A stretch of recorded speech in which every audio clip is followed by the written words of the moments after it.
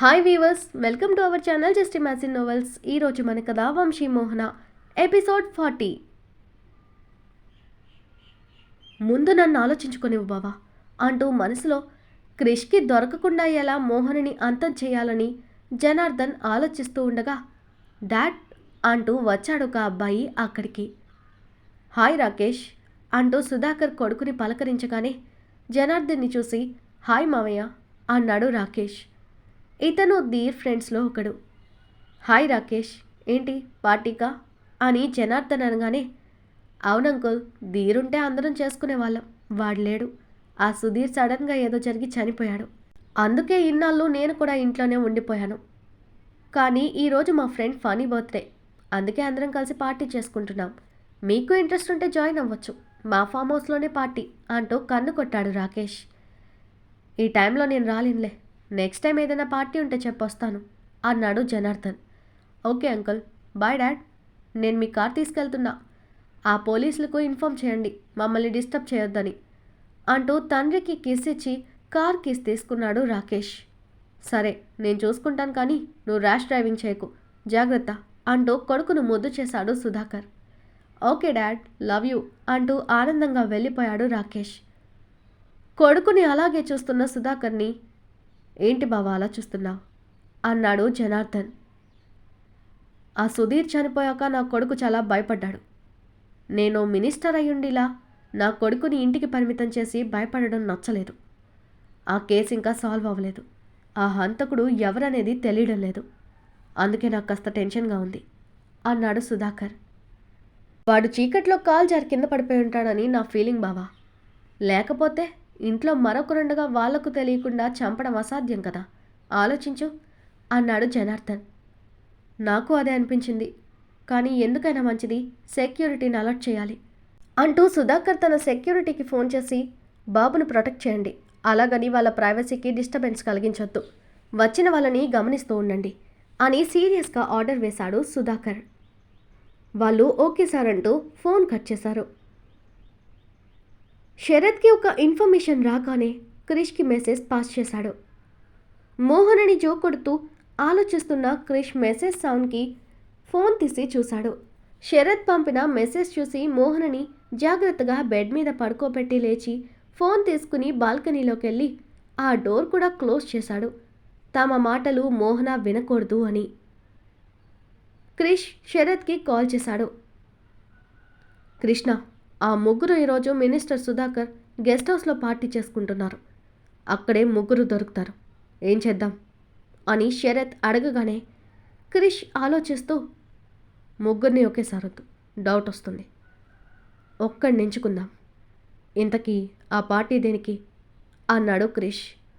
ఆ ఫనీగడి బర్త్డే అంట అని శరత్ కోపంగా చెప్పగానే ఇలాంటి వాడు పుట్టకమే దండగంటే ఈ భూమికి భారంగా ఎందుకు బ్రతకడం అలాంటివాడు, ఆ భారం తగ్గిస్తే పోలా అన్నాడు క్రిష్ ఏం చేయాలో హింటిస్తూ. శరత్ నవ్వి ఓకే డన్ అంటూ కాసేపు ఏదో డిస్కషన్ చేసి ఫోన్ కట్ చేసి నేరుగా చంద్రిక గది వైపుకు వెళ్ళాడు శరత్. అప్పుడే బ్రష్ చేసి పడుకుంటున్న చంద్రిక డోర్ నాక్ చేస్తూ లోపలికొచ్చిన శరత్ని చూసి ఏంటి ఇలా వచ్చారు, నాతో ఏమైనా పనుందా అంది చంద్రిక. శరత్ ఓ నిమిషం చంద్రికను అలాగే చూసి ఈ నైట్ మనకు మరో చేప చిక్కబోతుంది చందు, రెడీగా ఉండు. ఈసారి కాస్త నీ ఫేస్ని హైడ్ చేసి ఒక మోడ్రన్ అమ్మాయి గెటప్లో రెడీ అవ్వు, అలాగే అక్కడ నువ్వు కాస్త నటించాల్సి ఉంటుంది అన్నాడు శరత్. చంద్రిక సీరియస్గా అవునా, అలాగే రెడీ అవుతాను, కానీ నాకు డ్రెస్ అండ్ కొన్ని థింగ్స్ కావాలి, ఆన్లైన్లో ఆర్డర్ పెట్టినా. ఇంకొక విషయం, నాకు ఆ చేపను ఒక్కసారిగా వేసేయడం ఇష్టం లేదు, కాస్త మసాలా వేసి వేపుడు చేశాక పైకి పంపుతాను అని కోపంగా పిడికిళ్ళు బిగించింది చంద్రిక. అలాగే, నీకు నచ్చినట్టే చేద్దాం, నా ఫోన్ ఇస్తాను, కావలసినవి ఆర్డర్ చేయి అంటూ శరత్ వెళ్ళిపోయాక చంద్రిక పూజ రూంలోకి వెళ్ళి దేవుడికి తను చేయబోతున్న పనికి ఏ ఆటంకం కలగకూడదని, ఆ పని తప్పైతే అందుకు తనని మాత్రమే శిక్షించమని, తన వాళ్ళందరినీ చల్లగా చూడమని దేవుణ్ణి కోరుకుంది చంద్రిక. శరత్ ఫోన్లో నుండి చంద్రిక పెట్టిన makeup kit and modern long skirt type ఉన్న పార్టీ వేర్ డెలివరీ అవ్వడంతో వాటిని తీసుకుని చంద్రిక దగ్గరకు వచ్చాడు శరత్. చంద్రిక చేతికి వాటినిచ్చి రెడీ అవ్వు, నేను కూడా రెడీ అయ్యేస్తాను అంటూ తన రూమ్కి వెళ్ళిపోయాడు శరత్. చంద్రిక ఒకప్పుడు తనకు కూడా ఇలాంటి బట్టలు వేసుకుని ఫ్యాషన్గా బ్రతకాలని, తనకు డబ్బు లేదని ఎలా తండ్రిని విసుక్కుందో ఆ డ్రెస్ చూడగానే అవన్నీ గుర్తొచ్చాయి. ఎన్నో ఆశల్ని కల్పించి అగాధంలోకి తోసేసిన ధీర్ మాటలు గుర్తొచ్చి కసిగా పిడికులు బిగించింది చంద్రిక. ఇదివరకే శరత్ ఫోన్లో యూట్యూబ్లో ఎలా రెడీ అవ్వాలో కొన్ని వీడియోస్ చూపించడంతో చంద్రిక అది చూసింది. దాని ప్రకారమే ఆ డ్రెస్ వేసుకుని రెడీ అయింది చంద్రిక.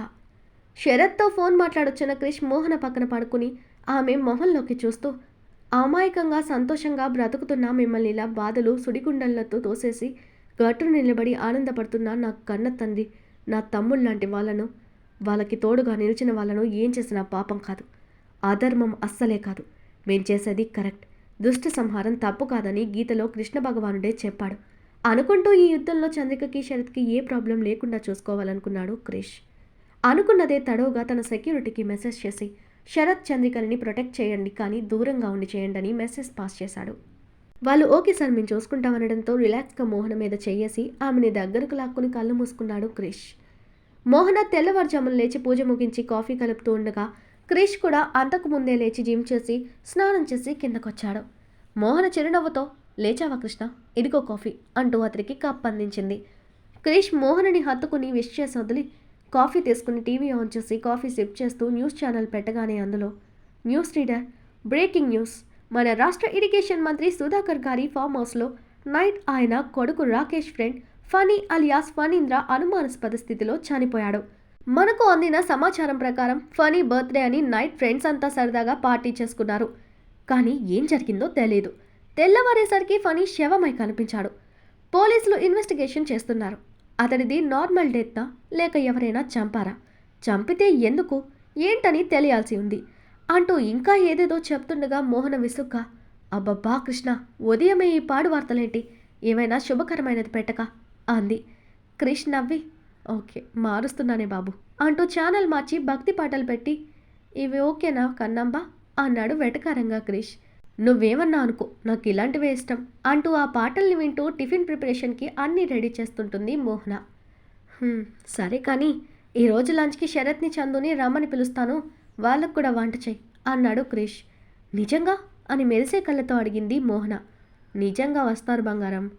అది సరే కానీ నాకు బయట చిన్న పనుంది, చూసుకుని లంచ్కి వస్తాను, వెళ్ళిరానా అన్నాడు ఖాళీ కప్ పక్కన పెట్టి లేస్తూ క్రిష్. టిఫిన్ చేయవా అంది మోహన డల్గా. ఆమె దగ్గరికి వెళ్ళి హత్తుకుని వదిలి, నేను బయట చేస్తాలే, నువ్వు నా కోసం చూడకుండా కార్తీక్కి పెట్టి నువ్వు కూడా తిను అన్నాడు ప్రేమగా క్రిష్. తిండి కూడా తినకుండా పరుగులు పెట్టి సంపాదించి ఏం చేసుకుంటాం కృష్ణ, కోటి విద్యలు కూటి కొరకే అన్నారు కదా అంటూ మూతి ముడిచింది మోహన. క్రిష్ వెనక్కి తిరిగి మోహనని హత్తుకుని వదిలి, నేను వెళ్ళేది ఆఫీస్ వర్క్ కోసం కాదే, వేరే పని మీద వెళ్తున్నా అన్నాడు చిరునవ్వుతో. సరే ఆ పని చూసుకుని బయట ఎక్కడైనా టైంకి ఎంతో కొంత తిను కృష్ణ అంది మోహన ప్రేమగా. నీకోసం తింటాను సరేనా, బాయ్ అంటూ కార్ స్టార్ట్ చేసుకుని గెస్ట్ హౌస్కి వెళ్ళాడు క్రిష్. నైట్ నిద్రలేక తన కసి కోపం తీరడంతో ప్రశాంతంగా ఇంకా నిద్రపోతున్న చంద్రికని క్రిష్ వచ్చాక శరత్ వెళ్ళి లేపాడు. లేచందు మీ బావొచ్చాడు అనగానే టక్కున లేచి కూర్చుంది చంద్రిక. కిందున్నాడు, ఫ్రెష్ అయ్యరా, ఈలోగా నేను తనతో మాట్లాడుతూ ఉంటాను అంటూ వెనుతిరిగాడు శరత్.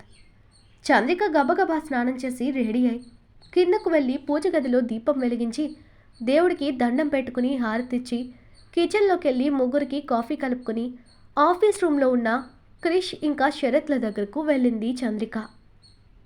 గుడ్ మార్నింగ్ చందు అని చిరునవ్వుతో విష్ చేశాడు క్రిష్.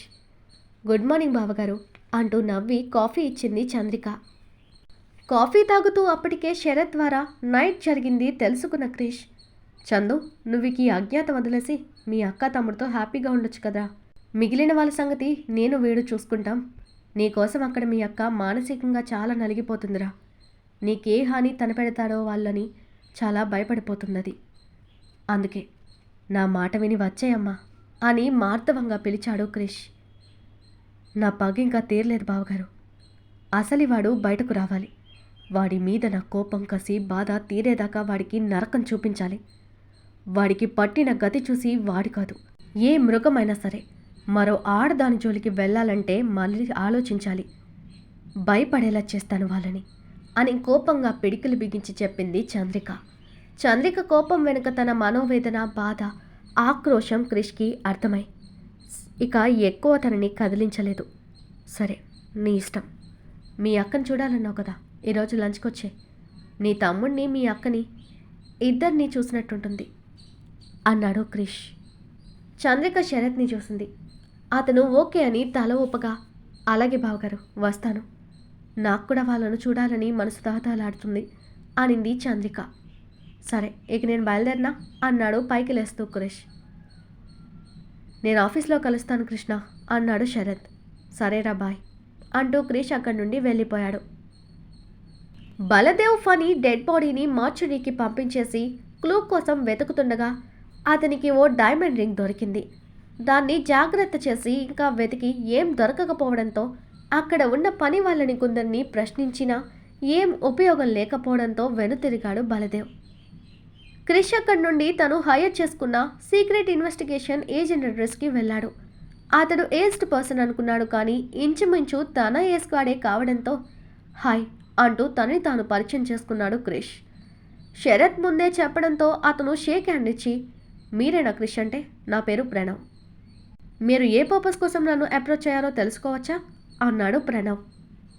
క్రిష్ తన అత్తయ్య గురించి తను విన్నంత వరకు చెప్పి, ఆమె ఎవరిని లవ్ చేసింది, ఎక్కడ ఎలా చనిపోయిందో నాకు తెలియాలి, మీరు తెలుసుకోగలరా అని అడిగాడు క్రిష్. ప్రణవ్ ఆలోచిస్తూ, ఇది జరిగి 20 years పైనే అంటున్నారు. అప్పటిదంటే చాలా కష్టం, బట్ నేను ట్రై చేస్తాను. మీ తాతగారిని అడిగితే ఆయనే చెప్పేవారు కదా అని అడిగాడు ప్రణవ్. అడగొచ్చు, బట్ ఆయనకు కూడా అన్ని నిజాలు తెలియవు. ఇప్పుడు ఆయన నేను కలవడం కుదరదు. కలిస్తే ఆ పని చేసిన వాళ్ళు అలర్ట్ అవుతారు. అందుకే మీకు ఈ పని అప్పగించాను. ఎలాగైనా మీరు నిజానిజాలు కనిపెడితే ఆ దుర్మార్గులకి శిక్ష వేయించడానికి వీలుగా ఉంటుంది అన్నాడు శరత్. ఓకే మిస్టర్ క్రిష్, నేను నా ఫుల్ ఎఫర్ట్స్తో ఈ కేసు సాల్వ్ చేయడానికి చూస్తాను. ఆమె ఫోటో, ఆమె చదివిన కాలేజ్ డీటెయిల్స్ మీ దగ్గరున్నాయా అని అడిగాడు ప్రణవ్ క్రిష్ని. ఉన్నాయి అంటూ సుభాషిని ఫోటో, తన సర్టిఫికేట్ జిరాక్స్ ఇచ్చాడు క్రిష్. ప్రణవ్ వాటిని సేఫ్గా పెట్టి, ఓకే మీ నెంబర్ ఇవ్వండి, ఏదైనా డౌట్ ఉంటే ఫోన్ చేస్తాను క్రిష్ అంటూ ఒకరి నెంబర్ ఒకరు ఎక్స్చేంజ్ చేసుకున్నారు క్రిష్ ఇంకా ప్రణవ్లు. క్రిష్ వెళ్ళిపోయిన తర్వాత చంద్రిక కిచెన్లో వంట చేస్తుంటే ఆమెనే చూస్తూ, ఇప్పుడు నీకు కాస్తైనా మనశ్శాంతిగా ఉంది కదా చందు, ఆ వెధవ చావడంతో అని అడిగాడు శరత్. చంద్రిక వెనక్కి తిరిగి, ఈ ఊరకక్కలను వెంటాడడంతో నాకు పెద్ద సంతోషం లేదు శరత్. అసలు సిసలైన ఆ నక్కను బయటకు లాగాలి. ఈ వెధవలు నా శరీరంతో ఆడుకుంటే ఆ దుర్మార్గుడు నా మనసుతో, నా ఫీలింగ్స్తో ఆడుకున్నాడు. ఎంతో హాయిగా సాగిపోతున్న నా లైఫ్ని ఒక రాత్రితో కల్లోలం చేశాడు. అలాంటి నీచుణ్ణి చంపితే గాని నా మనసులో ఉన్న మంట చల్లారదు. వాడు దొరికే వరకు, వాడిని నా చేతులతో నేనే చంపే వరకు నాకు మనశ్శాంతి లేదు అని కసిగా అంది చంద్రిక. ఆమె మానసికంగా ఎంత నలిగిపోతుందో అర్థమైన శరత్ ఆమె దగ్గరకు వెళ్ళి చంద్రికను గట్టిగా హత్తుకుని ఆమె వెన్ను నిమురుతూ, ఆ రోజు కూడా తప్పకుండా వస్తుంది చందు. నీ మనసులో ఉన్న బాధ, కోపం, కసి తీరేలా వాడు నిన్ను పెట్టిన టార్చర్కి బదులు తీర్చుకుందు.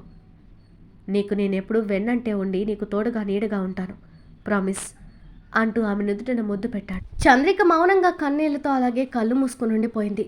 కాసేపటికి శరత్కి జూదం జరుగుతున్న చంద్రిక చేతుల్ని తన చేతుల్లోకి తీసుకోగానే అమ్మ అంటూ చిన్నగా అరిచి తన చెయ్యి వెనక్కు తీసుకుంది చంద్రిక. ఏమైంది చందు అంటూ కంగారుగా ఆమె అరిచేతులు చూడగా అక్కడ బాగా కట్ అయినట్టు బ్లడ్ కూడా వచ్చి క్లాట్ అయిపోయింది. ఆ గాయం చూడగానే రాత్రి జరిగింది గుర్తొచ్చింది ఇద్దరికి. చంద్రిక చేతిని సింక్ దగ్గర పెట్టి కడిగి తీసుకెళ్లి ఫస్ట్ ఎయిడ్ చేశాడు శరత్. అతడు ఏం చేస్తున్నా అడ్డు చెప్పలేదు చంద్రిక.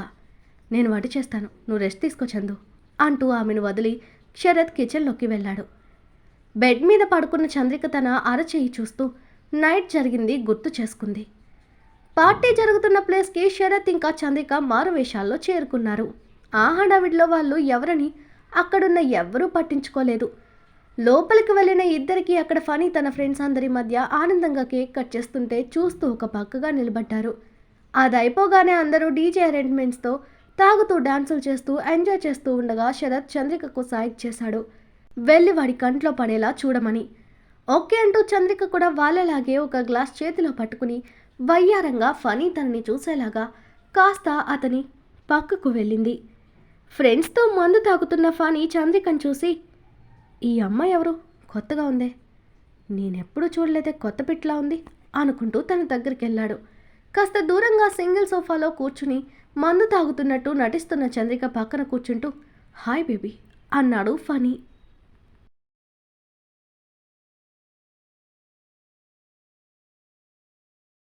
ఈరోజు మన కథ ఇక్కడితో కంప్లీట్ అయింది. ఈ స్టోరీ మీకు నచ్చినట్టయితే ప్లీజ్ స్టోరీని లైక్ చేసి కామెంట్ రూపంలో మీ అభిప్రాయాన్ని తెలియచేయండి. అలాగే ఛానల్ని సబ్స్క్రైబ్ చేసుకుని షేర్ చేసి మాకు సపోర్ట్ చేయండి. నెక్స్ట్ అప్డేట్తో మళ్ళీ కలుద్దాం. అంతవరకు బాయ్.